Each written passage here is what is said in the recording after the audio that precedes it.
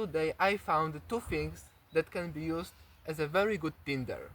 That is dandelion and thistle fluff. Both of them are pretty flammable, so we're going to try and light a fire using them. Let's start with thistle first. We take one, put it into the fireplace and add some birch bark to make it last longer. Then we need to light it up. So,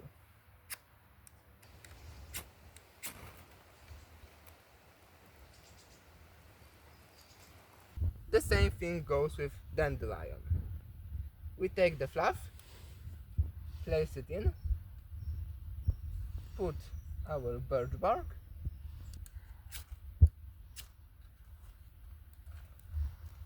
and using dandelion we also can make fire.